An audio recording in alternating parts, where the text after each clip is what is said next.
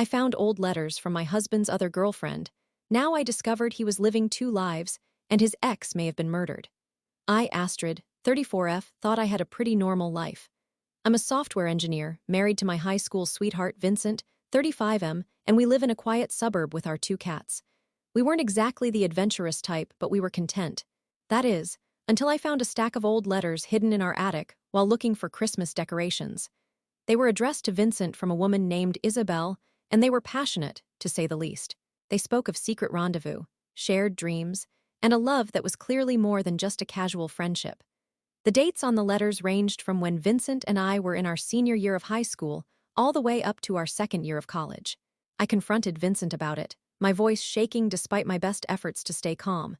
He initially denied knowing any Isabel, but when I showed him the letters, his face drained of color. He confessed it was an old girlfriend, someone he dated casually before we officially became a couple.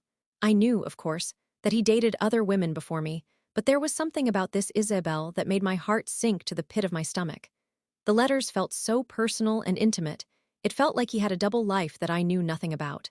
He admitted he'd kept them because he couldn't let go of his feelings for her back then. I didn't know what to feel: hurt, betrayed. Yes to all of those and more. He has been lying to me by omission for the past 15 years. I told him I needed some space, and I booked a hotel for a few days to clear my head and think about what I wanted to do. Update 1. The last few days have been a roller coaster.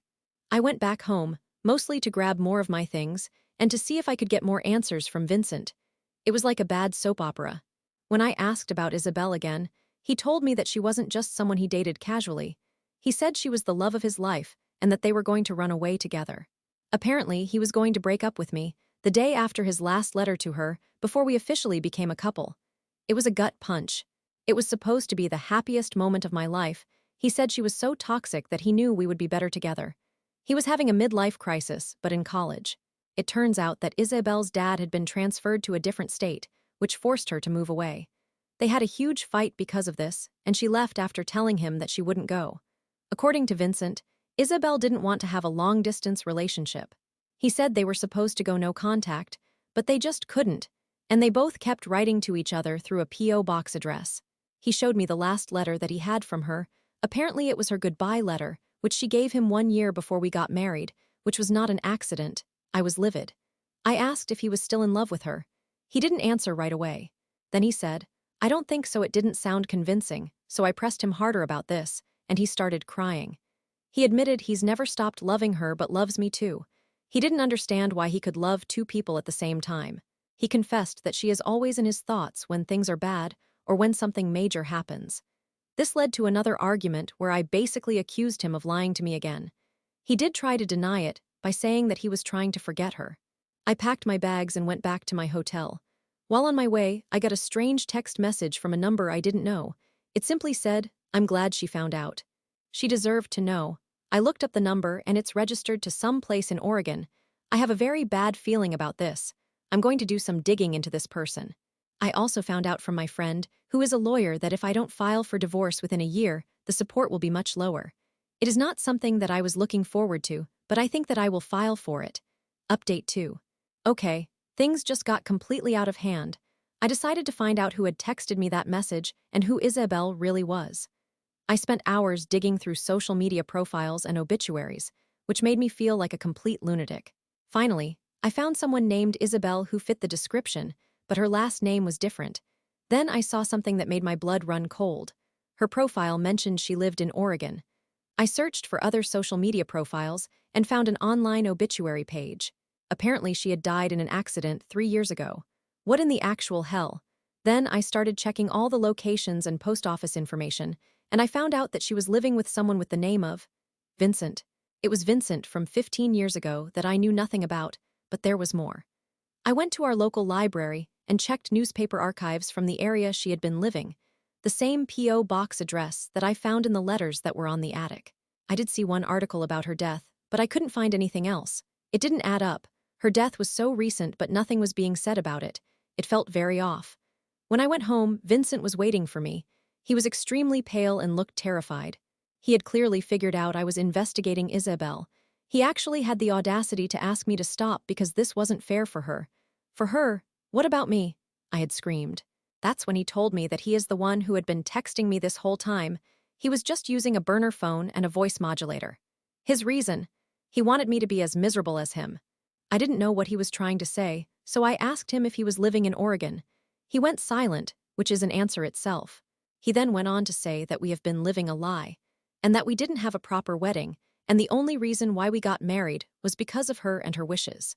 I was confused, so I asked him if he had other identities other than the ones that he has with me. That's when he finally admitted it. He created a new persona to be with her, Vincent Miller, which he used when he ran away to Oregon. It turns out the Vincent Miller and the Vincent that I knew and loved were not the same at all. It was so confusing. I'm still so angry that he has been living two lives while making me think that everything was normal, while also being so bold as to ask me not to investigate because this wasn't fair to his dead ex. He said that they were going to elope to Las Vegas and get married, but they ended up fighting for 2 days because Isabel didn't want that either, and they decided to get married in Oregon. But they were not married. He lied about that too. He went on to say that this was the biggest mistake of his life. He then dropped the biggest bomb of them all. He said that he is still living as Vincent Miller. He apparently has a whole life over there, including a job and his own apartment and all of his belongings, including his family photos. It turns out, they didn't fight for 2 days. He just went back to Oregon while she was being toxic, so she killed herself. That is what they told me, he said. I feel completely numb. Update 3. Things are still very chaotic, but I feel like I can finally make some sense out of this mess. After Vincent confessed about his double life, I called my friend, the lawyer, and explained everything that has happened since I made the first post. She told me that the next best step is to divorce him immediately and to get a restraining order because he sounds like he is extremely dangerous. Apparently, I have solid ground for divorce with all the evidence that I had collected. Apparently, he could also face some consequences for creating a whole new identity and living two separate lives. She also told me that she has a friend that's an investigator, and he could help in locating Vincent Miller. That's right, I still haven't heard from him. After he admitted everything, he started crying, said that he was going to get some food and just disappeared. I have no idea where he is. He is ignoring my calls and texts, and I can't contact him since the Oregon address is not on the lease anymore, and the phone is a burner. It's all a big mess. He had 2 lives and lied about everything for 15 years. I was completely in the dark.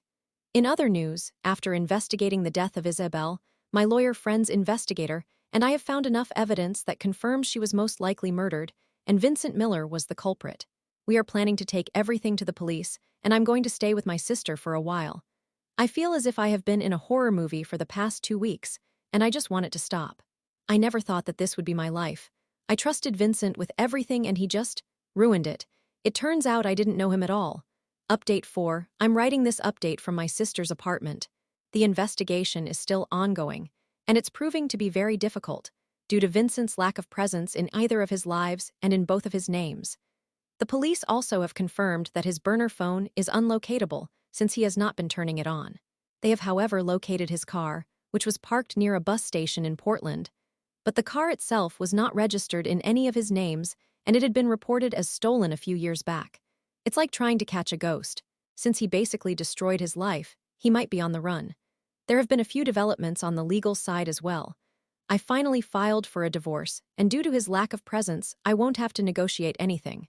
My friend the lawyer also informed me that since he basically committed fraud with the marriage and all, I might even be entitled to some compensation. She also told me that it won't affect how much support I get if the divorce had not been filled during the first year of the marriage, since it could be classified as fraud. It's good news, but I am still extremely sad and frustrated. I'm still in the process of processing everything that has happened and every lie that he has told. It is hard to believe that the man I loved so dearly is actually a monster and possibly a murderer. My life has been completely turned upside down.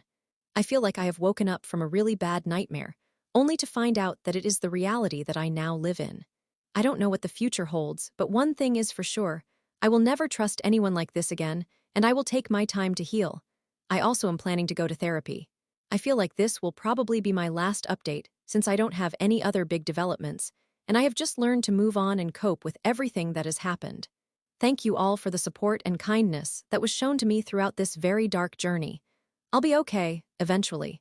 My golden child brother stole money from my mom to fund his online casino addiction, so my parents are in denial and it all went downhill. My older brother, Marcus, was always the golden child. He's 4 years older than me, I'm 31, and it felt like he could do no wrong in my parents' eyes.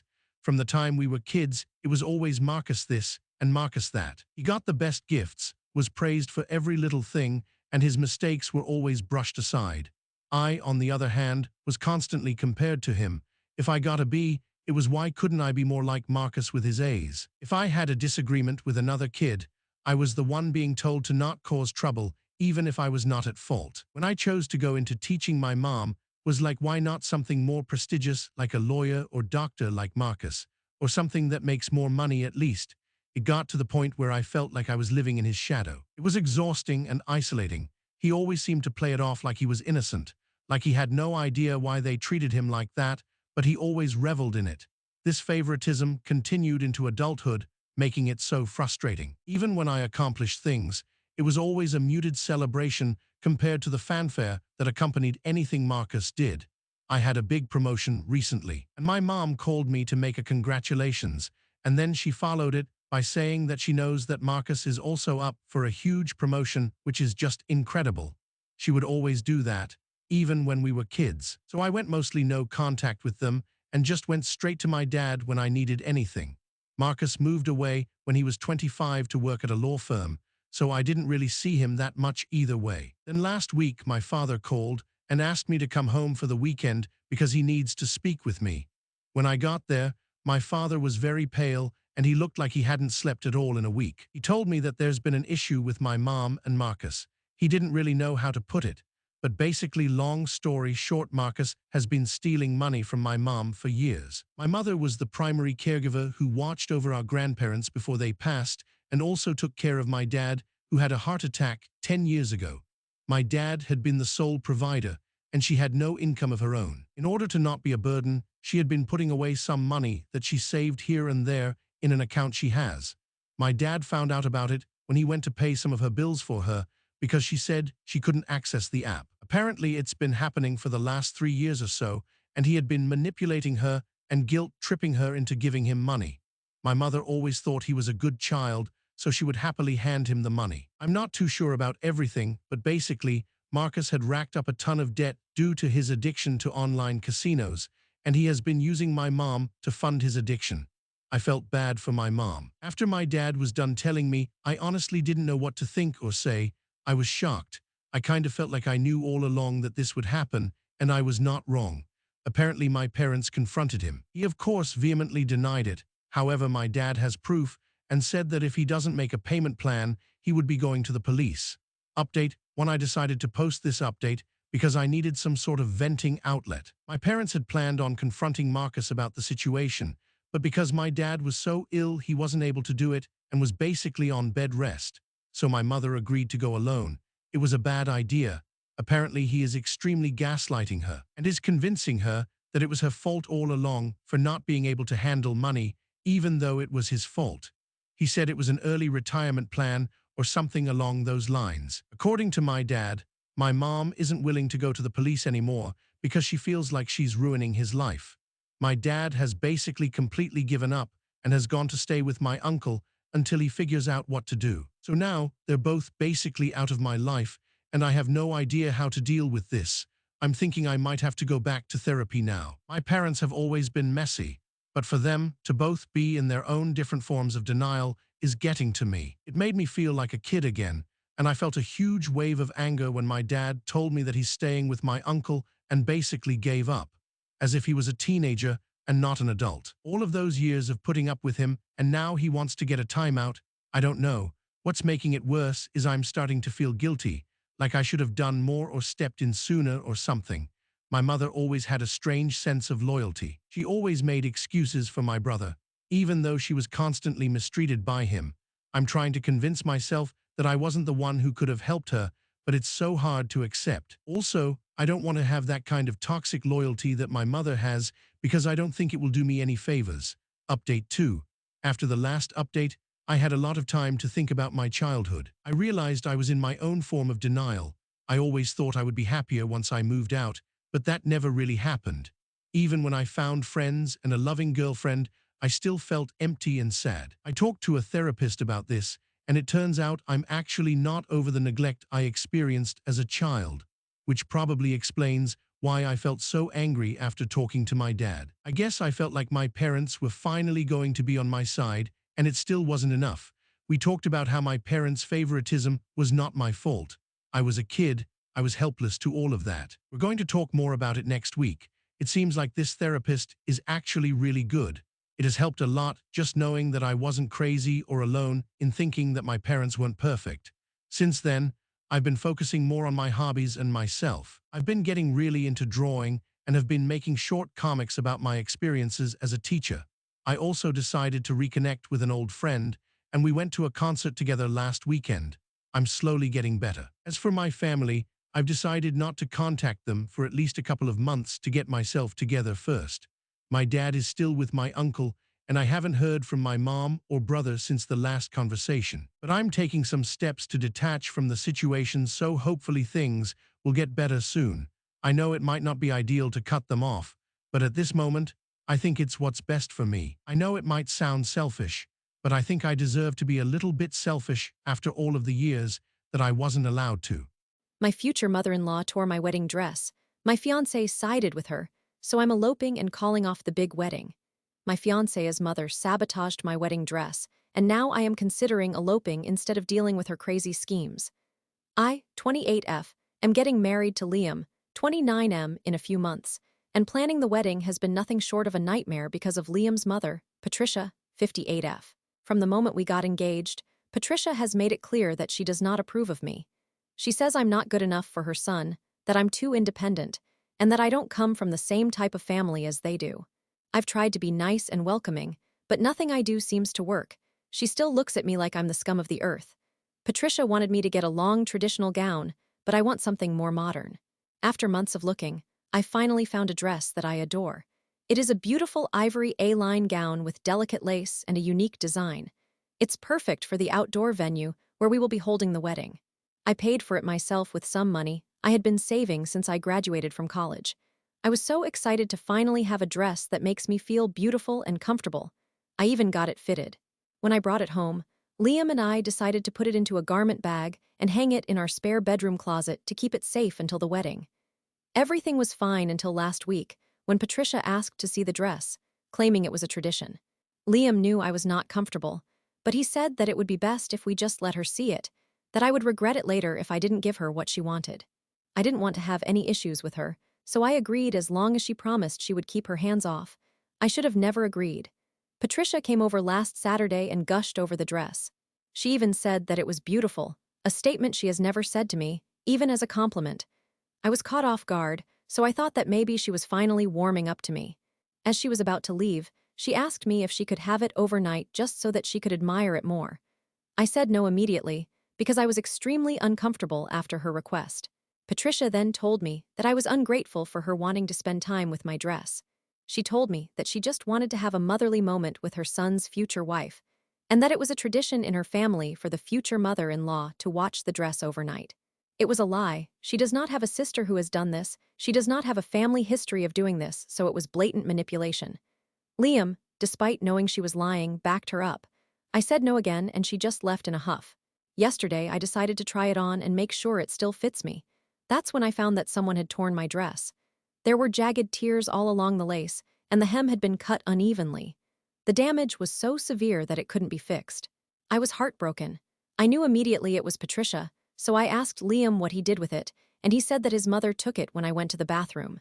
He said he didn't want to make me angry, so he didn't say anything and assumed that it would be okay since his mom had asked him not to tell. I am so angry at him as well for not protecting my dress. My mother and sister said that we should file a police report, but Liam asked me not to do that.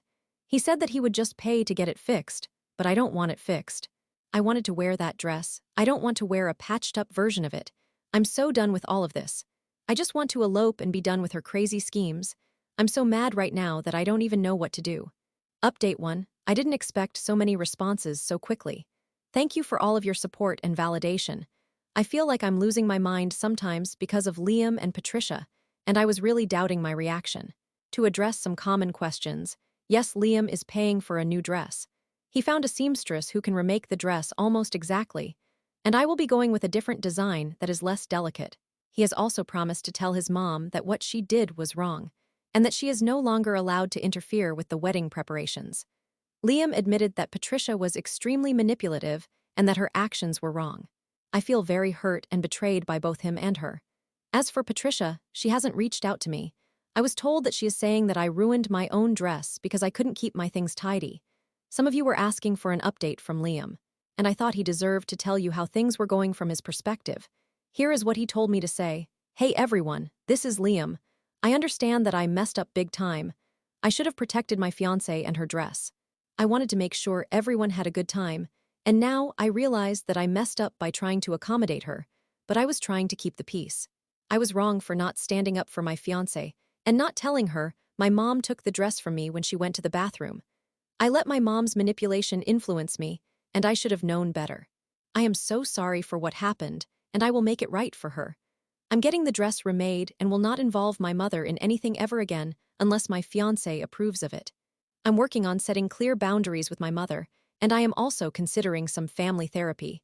I love my fiancé very much, and I do not want to lose her.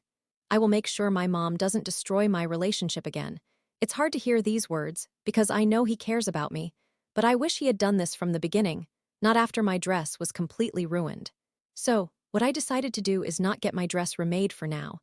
I told Liam that I will decide later whether or not to get a new dress, but right now I need some time to myself. Liam didn't understand it and tried to convince me to go forward with the wedding as planned, but I told him that I am still upset and I need some time to process my emotions. We agreed to see a therapist in the meantime to help us navigate these issues. I'm considering eloping with my sister as my witness, and then having a party for the rest of our family if we're still together at that point. I want to emphasize that this is my plan as of now, but I haven't fully decided. I still have to see how it is going to unfold in the next couple of weeks. Update 2. Things have been extremely stressful, so I decided to give another update as soon as possible. It's been 2 weeks since my last post, and after much consideration, I've decided to postpone the wedding. Patricia went low contact, so Liam and I were going to some couple therapy. At first it seemed to have been working, but Liam kept defending his mom whenever the therapist tried to talk about her manipulation. I ended up getting fed up and left. Before that, I got some shocking news. I don't know how, but somehow Patricia had gotten hold of the old wedding dress I had originally paid for and decided to return it to me. I found this at our door with a letter that basically said, "Here's your old dress. It's more appropriate for you than the other one, so get over it already and marry my son before you ruin us." In other words, she had somehow gotten it from the seamstress after she had finished her work and delivered it to our home, because after Liam called, they agreed to keep it for us. This whole thing made me realize that Liam is always going to choose his mom over me and our happiness. That was the main reason why I decided to call off the wedding and postpone everything to a later date. Liam said that I was being unreasonable, that his mom only wanted what's best for her son, and that I should cut her some slack because it was a cultural misunderstanding. That's when I decided that enough was enough, and that I will elope. I'm currently organizing all the documents needed to get married by myself, and have planned the logistics and costs with my sister's support. I also talked to her about her witnessing the event. She is very happy that I decided to go through with this and is just as fed up as I am with my ex-future mother-in-law. As soon as the legal part of my marriage is complete, I plan to move away from the area. Liam doesn't know about this, and I don't plan on telling him. So for now, that's what I'm working on. I will provide another update when my marriage to myself is complete. I have contacted a lawyer already, so I will be sure that I am protected legally. Thank you to everyone who has supported me during this ordeal. It really made it easier for me to get through such difficult times. And I will make sure to answer any questions you may have in the comment section. My boyfriend's mother tried setting him up with her coworker's daughter at my birthday dinner, so I ended our relationship. It's over now. My boyfriend's mother tried to set him up with her coworker's daughter at my birthday dinner, so I ended our relationship. I, 29F, had been dating my boyfriend, Caleb, 31M, for 2 years. His mother, Patricia, 60F, has always been polite but somewhat distant, which I honestly preferred. She's very traditional, and I'm not. I have tattoos, love horror movies, and I'm generally pretty blunt. Caleb is more reserved, which was fine for the most part. He's a kind, good guy. We rarely had any problems, at least between us. Last week was my birthday, and Caleb wanted to take me out to a nice dinner. I told him I'd rather have a low-key dinner at home with just him, but he insisted on inviting his mother. Okay, I thought, it's fine. It's just dinner. He reserved a table at this fancy Italian restaurant, and when we arrived, his mother was already there, and with a woman I had never seen before. She looked about our age. Caleb seemed surprised and said, "Mom, who's this?" Patricia beamed and introduced her. "This is my coworker, Deanna, and her lovely daughter, Lucy. I thought it'd be fun if she joined us." I was immediately on high alert. Lucy looked extremely uncomfortable, and it was clear she had been blindsided as much as I was. Patricia went on and on about how Lucy is also a teacher, like Caleb, and has a good head on her shoulders, unlike some girls. She emphasized this point multiple times. I felt my cheeks get hot. Caleb was just looking down at the table, clearly mortified. Patricia proceeded to spend the entire dinner talking about how perfect Lucy would be for Caleb, pointedly asking Lucy about her hobbies and goals while completely ignoring me. At one point, she even asked Lucy if she had ever been to Italy, as if planning a vacation with her. I just stared at my pasta, trying to breathe. I was so angry, I could feel it physically. Finally, after about an hour of this, I couldn't take it anymore. I stood up and said loudly, "This is absolutely ridiculous, Patricia." I addressed my words to Lucy as well. "Lucy, I am so sorry you were dragged into this mess. You didn't deserve that." Then I turned to Caleb, and in front of everyone, I said, "I'm done. I can't believe that after 2 years you'd let your mother treat me like this on my birthday. I'm breaking up with you." I walked out of the restaurant, leaving everyone at the table speechless. I took an Uber back to my apartment and haven't talked to either of them since. My phone is blowing up with texts from Caleb, all of which I am ignoring. My friends are saying I overreacted, but they weren't there. Was I the jerk for breaking up with Caleb on the spot like that?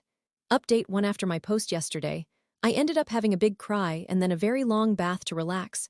I think I only got 3 hours of sleep. I was reading the comments, and there was a lot of varying opinions, but I feel like the majority agreed that my reaction was pretty reasonable. Today, I had my coworker, who knows about all the drama because she is my main gossip friend, take me out for lunch. I'm pretty sure Caleb tried to text me multiple times during the meal because my phone kept buzzing. I eventually just turned it off completely and ate my burger in peace. She agreed with everyone that said my reaction wasn't crazy and that Patricia was over the top. We went back to work after lunch, and when I got home after, my sister, Sarah, was waiting for me at my doorstep. She told me that she saw my Reddit post and that I needed to open up to her, or she would drag me to an event where I would be forced to talk about my feelings. I eventually decided to talk to her. She is really good at this type of stuff.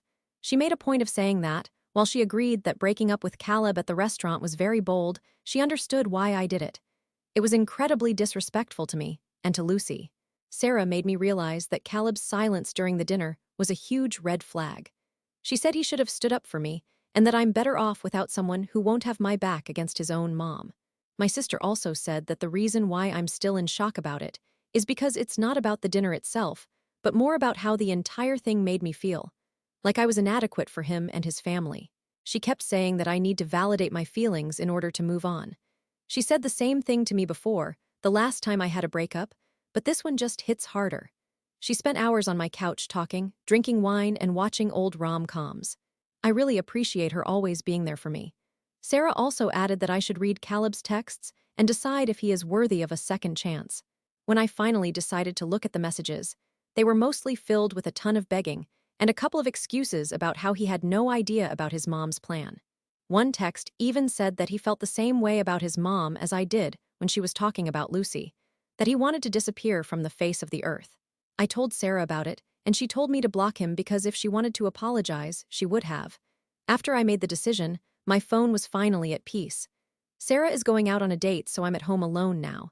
I just wanted to update to tell you that I did eventually end up blocking Caleb. Thank you all for your comments and advice.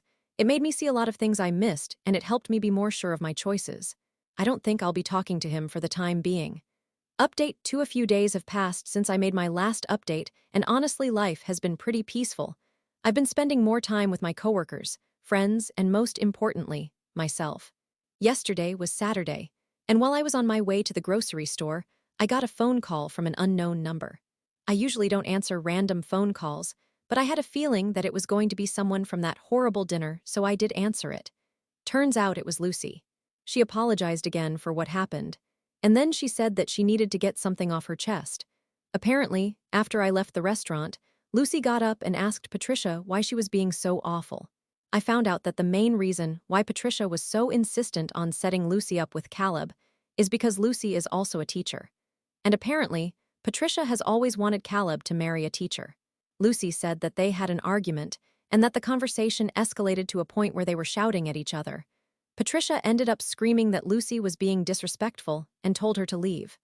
When Lucy was walking out, Caleb called her back to the table. According to Lucy, he told her that he agreed with his mother, that she seemed like a perfect match for him, and that he hoped they could hang out again sometime, preferably without his mom being involved. Apparently, after he said this, Lucy, for some reason, didn't really argue and just agreed. I was so angry, I literally wanted to scream. Lucy then said, and I quote, "I know you probably didn't want to be in the middle of all of this, but I wanted to at least let you know the truth." When Lucy told me that, I thanked her for telling me the truth, and also apologized again for the situation she was dragged into. I asked her if she was okay after that, and she said she was more annoyed than anything, and she needed someone to tell it to. I also told her that I wasn't mad at her for saying yes to Caleb, because she didn't know that I existed. We agreed to keep in touch from now on, and promised to vent to each other about bad dates or whatever is going on in our lives. After I got off the phone, I sent a very angry text to Caleb. I told him that I knew everything and that he was a piece of crap for agreeing to meet up with Lucy behind my back after all that. I called him a coward and a liar for trying to make it seem like he was not involved with his mom's plan and blocked his number. Honestly, I don't regret anything that happened. I am more free and confident than ever before. I hope that one day I can meet someone who appreciates me. I'm done with being a doormat, and I'm finally letting myself heal and do things for me. I think this will be my last update. Thank you all again for the support. My sister threatened to harm my family if I didn't take her on a cruise, and now she's tried to kidnap my son. Is this my fault? My sister wants me to take my kids on a cruise, and if I don't, then she will do something terrible. I'm 38F and my younger sister, Willow, is 35F. We've never had the best relationship, but things took a turn when I got married to my husband, James, and had our 2 children, a girl, Hazel, who's 10, and a boy, Owen, who's 7. Willow always seemed jealous of my life, even though she got married before me to her now ex-husband, but they didn't have any kids.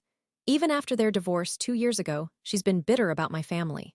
She has a tendency to make comments about my kids not being as well-behaved or intelligent as other kids, and that I'm an irresponsible parent who's just coasting along, which is rich coming from her. My husband doesn't like her at all, but I've always tried to keep some semblance of a relationship with her for my mom's sake. Recently, however, Willow's behavior has become increasingly bizarre. It started with random, passive-aggressive comments about my parenting. She'd say things like, "Oh, your kids are so energetic," implying they're out of control, or, "It's cute how Hazel is still struggling with her reading." She has also started to buy my kids expensive gifts, only to then say that if she was in my position, she wouldn't spend money so carelessly on a child. Last week, however, she took things to another level. My mom asked me and Willow to help her clean out the attic. While we were doing that, she saw that my husband and I had a travel magazine. Willow immediately fixated on it, asking if we had plans to travel soon. I casually mentioned that we were thinking of taking a cruise in the next year or two, that my kids have been asking me to go on one since forever. Her eyes lit up, and she became oddly obsessed with the idea. It then turned into a demand. She said that if I was going to go on a cruise, I needed to take her, and that it was my responsibility since I always had more than she did. I laughed, thinking she was being sarcastic, until she became more insistent. She then said something that made me really uncomfortable. She said that if I don't take her on the cruise, that I should be prepared for something terrible to happen. I pushed back on that and asked what she meant, but she said that I would regret not taking her and that she had ways to make my life a living hell. I told my mom what she said, but she shrugged it off, saying it's just how Willow is and that she would never do anything, that she doesn't have the resources. I am genuinely scared that Willow might be planning something awful. She has a volatile temper, and I know she is capable of holding a grudge. It's concerning, especially when I start to imagine what she could do to my children if she gets it in her head that she's not getting her way. Am I overreacting?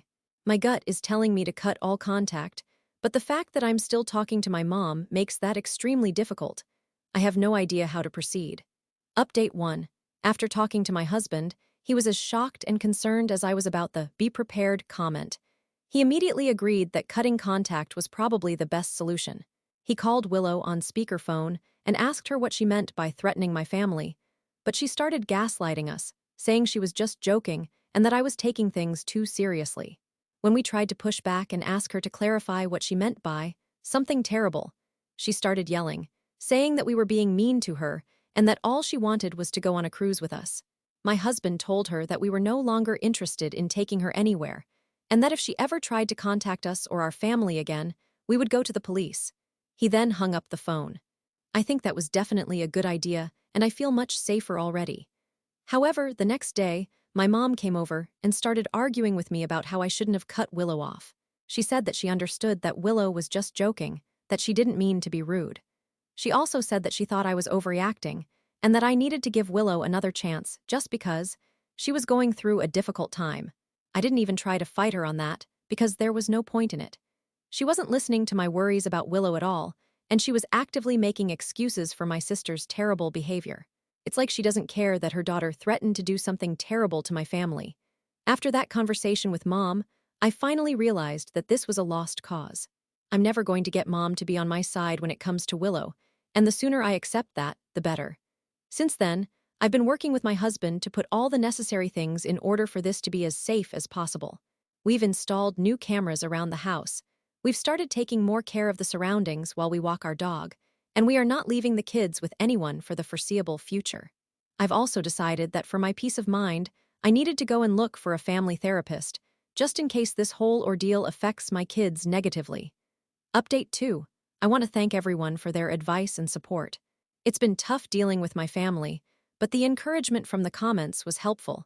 I'm updating because I think things might be escalating and it has become a whole lot weirder. So after blocking Willow and having my husband tell her that we don't want any sort of contact, everything was calm for a couple of weeks. No weird or concerning calls, no strangers at the door, nothing. Until last night. I got a call from Owen's school saying that he had been picked up by an aunt who claimed that his parents were in an accident and she was sent to get him. They asked me to confirm this, and I told them that neither me or my husband were in an accident or that we had even authorized anyone to pick up my kid. Luckily for everyone, they had already suspected something was off and had not let Owen go. My husband and I got there as quickly as we could. Apparently, it was Willow who tried to take him. The school called the cops, and she's been arrested, and they found a wig and a large pair of glasses in the car. She was trying to impersonate our distant aunt. I don't understand what's going on with her. Now she's been charged with attempted kidnapping and impersonation. My mom was understandably upset, but more than that, she seemed confused. She cannot wrap her head around why Willow would do something like this, despite her threats and our attempts at warning. Now both my parents are mad at me. They believe this never would have happened if I had simply taken Willow on a cruise. According to them, me refusing her was what made her desperate enough to kidnap my kid. It's like they're saying that me not giving in to her was what ruined everything.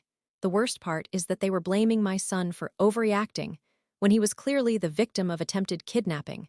The lack of empathy and the gaslighting is unbelievable. My husband and I are considering leaving the state. I'm not sure what else to do at this point. My family is falling apart, and I feel like there is no way of fixing it anymore. I don't even think I want to fix it. I can't believe my sister tried to kidnap my son. This is absolutely crazy. My mother-in-law thinks she knows best for my daughter and is forcing her into acting, but my daughter doesn't want to do it, so I had to go to court. My mother-in-law believes my daughter should be forced into acting, even though she has expressed that she doesn't want to, and I'm at my wit's end. I'm 35F, married to my husband, 38M, for 7 years. We have a daughter, 9-year-old Chloe, who is a very bright, energetic child, but very shy, especially around people she doesn't know well. My mother-in-law, Sandra, 68F, has always been a very intense woman. When my husband and I first started dating, she was always very passive-aggressive to me, making snide remarks about how I was not good enough for him, but still, I tried very hard to get on her good side, because she was his mother. After I got pregnant, things seemed to mellow out a bit, and she had been actually nice to me for many years, until recently. My mother-in-law always wanted to be a famous actress, but her career never took off. Now that Chloe is growing up, she has been making comments about how Chloe is so adorable and such a natural, and that she must get into acting. At first I laughed it off, but she hasn't stopped bringing it up. It got so bad that Chloe has started hiding whenever my mother-in-law comes over. Last week, my mother-in-law bought Chloe a very fancy, very sparkly and expensive dress. Chloe is more of a t-shirt and shorts kid. She likes things comfortable and not itchy or stiff. When my mother-in-law gifted Chloe the dress, she told her that she needs to be wearing this to her acting audition next week and that it will get her the role. She was obviously joking at first, but then she mentioned that she got Chloe an appointment with a talent scout and booked a photo shoot with a local photographer, and that her career was starting now. I told her that Chloe doesn't want to be an actress, and she simply told me that she needs to follow in her footsteps and that she knows what's best for her. I'm livid. I told her that Chloe will not be participating in any of that, and she yelled at me that I'm ruining my daughter's potential. After the shouting match, I decided to just ask Chloe what she wanted. Chloe burst into tears and told me that she's scared, that she wants to be a teacher or an artist. I cuddled her and told her that I will never make her do anything she doesn't want to and that I love her. And I went straight to call my husband. My husband has told me multiple times that his mother can be a lot. He said he will have a talk with her, and he doesn't want me to stress about it, especially since I'm trying to complete my degree in accounting. So we both thought it was taken care of. I was wrong. It has now become a pattern. She does this anytime she sees my daughter. My mother-in-law keeps trying to show off Chloe and get her into the spotlight. She even started doing things like dressing up Chloe without my permission. The latest incident was 2 days ago when my mother-in-law showed up at our house unexpectedly while I was at class. And I kid you not. She put makeup on Chloe and tried putting her in the sparkly dress that Chloe hated, and Chloe hid under the table, refusing to get dressed. I get back home and my daughter is in tears, makeup all over her face, dress halfway on, and my mother-in-law is yelling at my daughter for not being cooperative. I was furious. I told my mother-in-law to leave, but she refused. She called me an unsupportive mother and a horrible parent for not helping her daughter become a famous actress. Then she made a comment about how my husband clearly chose the wrong woman to have kids with, and how she would have made better kids because she is beautiful and talented. I was so close to screaming, but I managed to remain calm. I told her that if she doesn't leave, I would be calling the police. She finally left, and when I asked Chloe if she was okay, she cried and asked me if her grandmother hated her. I felt so guilty and ashamed. I made her a hot chocolate and put on a Disney movie and tucked her into bed. That night, I stayed up all night doing research on what I can do about my mother-in-law. Am I overreacting, or is this actually insane? Update 1. I talked with my husband again about what happened. He also expressed how tired he is of his mother's comments and actions toward both my daughter and I. And we both agree to go low contact with her. We've decided to not answer her calls or text for at least a week or two, until she cools down. I was still very upset, so I posted a picture on Facebook of Chloe holding a big drawing that she made, with the caption, "My daughter doesn't need to be an actress if she doesn't want to. She has a beautiful talent for drawing." It was just my way of publicly sharing my frustrations. My mother-in-law commented on it, saying that I was being bitter and that she knows what's best for Chloe. She then posted in her own Facebook profile a picture of her and Chloe, saying that my daughter is more famous and talented than me. She then commented on her own post that she's going to send all the talent scouts the contact information of Chloe because she's amazing, and I shouldn't get in her way.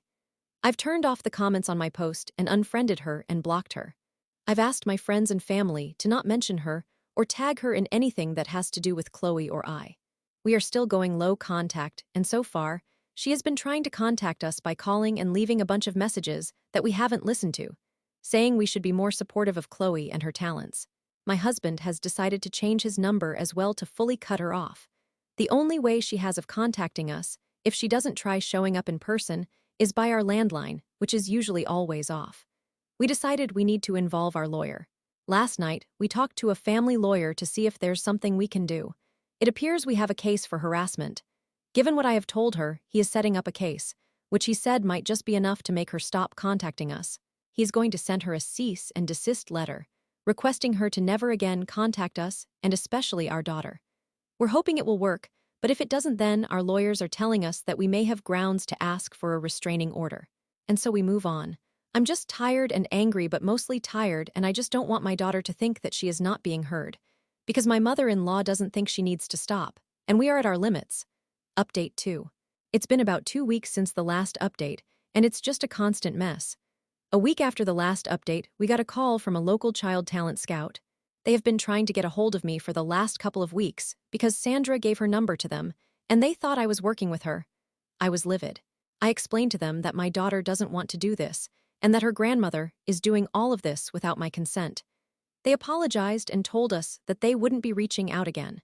A day after that, Sandra showed up at Chloe's school, saying that she wanted to pick her up and take her to her acting lesson that she paid for. Apparently, when the office said that she wasn't on the emergency contact list, she argued for hours, saying that she should be allowed to see her granddaughter. The office didn't allow her to take Chloe, which did make me feel a little bit relieved. That afternoon, our lawyer sent Sandra the cease and desist letter, along with another letter to the school, explaining that Sandra should not be allowed to pick Chloe up or have access to her, period. We also reached out to the police and explained the situation. So if she tried to show up at school again, they would make her leave and warn her of harassment charges. That evening, as soon as Chloe and I were watching TV at our house, there was a knock on the door. It was Sandra. She started screaming and yelling, saying we have no rights, and that she is Chloe's grandmother and she has the right to see her. She has the right to make her famous, and that we are nothing but terrible parents for not supporting Chloe's goals. I told her to leave and close the door, but she wouldn't leave, so we called the cops on her. I can't explain how embarrassed and mad I was. I had always thought that she would eventually stop, but it seems like the more we tell her to back off, the worse it gets. Luckily, we are finally at the point of a restraining order.